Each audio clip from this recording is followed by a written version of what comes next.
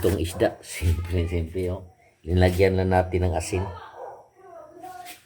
Katapos, iluluto natin, preheat pa natin yung ating mantika.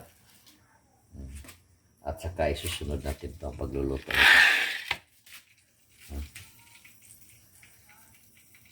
So, parang ganun lang guys.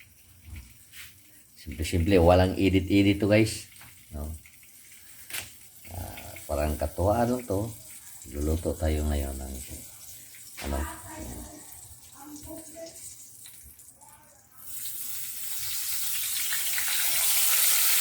guys.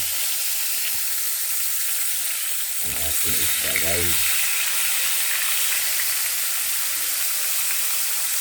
Ating ilalagay guys. Ito guys. Okay. So, mga ilang sandali guys. Maluluto na to. Lantakan na natin to. Yun lang.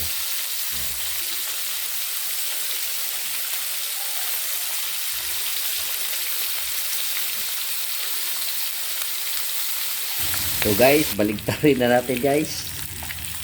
Okay. So, yung tama-tama na yung kanina guys. Pagkalito para hindi masisira yung laman.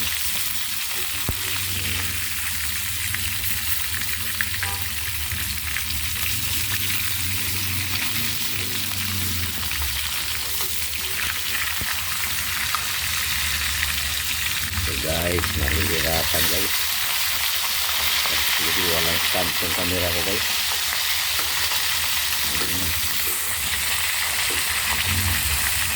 So kahit ganun pa man, ito pa rin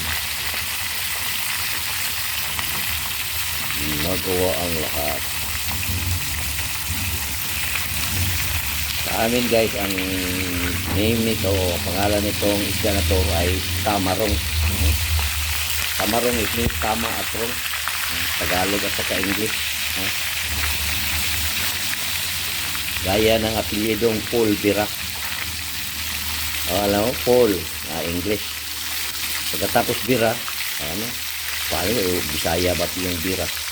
Pero pareho ra pero iba ang gaya ng tarukan, isang apelyido rin yan, tarukan, so sana wala magagalit para katuwaan ito. So tarukan, yung taro at saka yung kana, parang ganun lang. English at saka Bisaya o Tagalog, tarukan, pulbira. Kaya ito naman ang isda na to ay tamarong. Okay, lapit ng maluto guys. Sabi nila lalagtakan na natin to pagkatapos. Thank you sa God, no? Thank you Lord for this blessing, no? Kaulam kami ngayon. Ito guys, luto na to guys, no? Ito na, luto na to. Ito ang ating suka ng niyog, tuba, no? Saka yun ito, yung ating sausawan guys.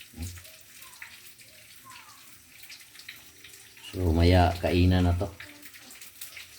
Parang okay. Naman guys.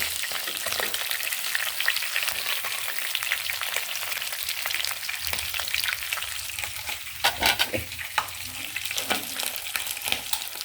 Palungin natin guys. Akala nila mayayaman tayo. Hindi natin pinapalong yung apoy. Ito guys, libre ng pamahaw at panihapon guys. Problema guys nito guys, ang tanghalian na guys. Ito na ang ating gagawing sausawan, no? Kinamay ko lang to guys kasi nanghuhugas naman ako kahapon. Okay guys.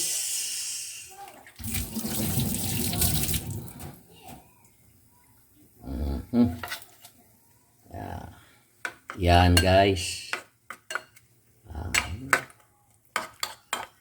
Para sa iba guys, ano to, pero para sa akin, talagang ito, swak na to. Swak sa budget at swak sa panlasa. Tiis-tiis lang guys, kasi pandemic pa. Okay, salamat guys sa inyong thank you sa inyong pagsubaybay ng aking vlog. Maraming salamat at sana ay pagpalain kayo ng may kapal ang lahat ng nakapanood nito. Sana ay mabiyayaan pa rin sa darating na araw. Salamat Lord, thank you for the blessing and thank you, bye-bye.